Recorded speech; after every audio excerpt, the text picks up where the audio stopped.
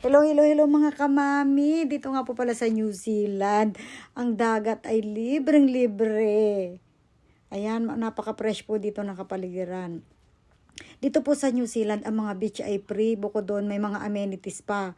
Ayan, may mga upuan, may mga beaches, benches na pwede kayong mag-relax, mag-sumandal-sandal habang nakaharap sa dagat. Tingnan nyo nga po pala mga kamami, ang tubig po ay nasa gilid na mismo. Ibig sabihin, high tide po ngayong araw na to, mga kamami.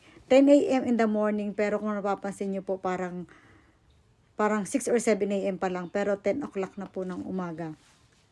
Sobrang tahimik po dito sa New Zealand, mga kamami. Ayan, makikita mo talagang ang tubig ay naririnig nyo po yung hampas ng tubig, talagang nakaka-relax. Yan, meron din po dito mga upuan, pwede kayong mag-picnic. Make sure lang na yung mga basura nyo ay itatapon sa tamang basurahan. Dito po mga kamami, may mga puno, talaga inaalagaan yung mga puno. O yun, may mga bakod pa, pag maliliit pa. At dito mga kamami, makikita mo dito, may yung isang ali, may naglalakad, may kasamang aso. Pwede po ditong maglakad-lakad yung may mga alaga. Pwede rin maglaro yung mga alaga at yung family. Ayan, meron din po tayong mga public toilets. Yung public toilet po dito ay ang linis, mga kamami.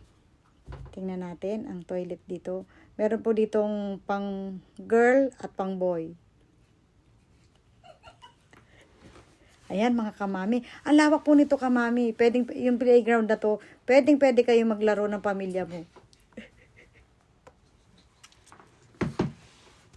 Ay, mga kamami, ito na, papasok na po tayo sa toilet. Yan.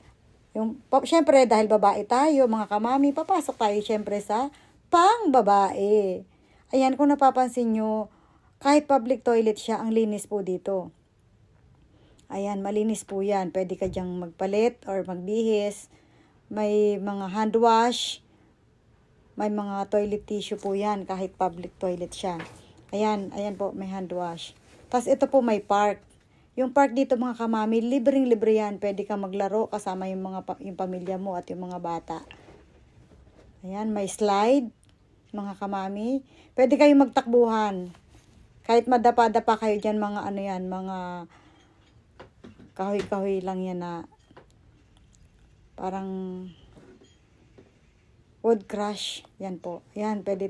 Tapos habang naglalaro yung mga bata sa park, ang mga mami, daddy, mga lolo, lola, tito, tita, pwedeng umupo. Ayan, may upuan po. May mga upuan sa gilid. Kung mapapansin nyo, ang New Zealand, napakalinis. Talagang, ang linis na, ang fresh pa. Tapos, talaga nakakabingi yung katahimikan. Ayan o, kita nyo, 10 a.m. pero wala kang makikitang naglalaro. Kaya pag pumunta ka dito sa mga beaches, secluded, yung bihirang halos mapuntahan ng mga tao. Kaya nami-maintain talaga yung kalinisan. At saka mga kamami dito po, kahit public places to, talagang may mga nagmi-maintain na naglilinis dito. Kumukuha ng mga rubbish or mga basura.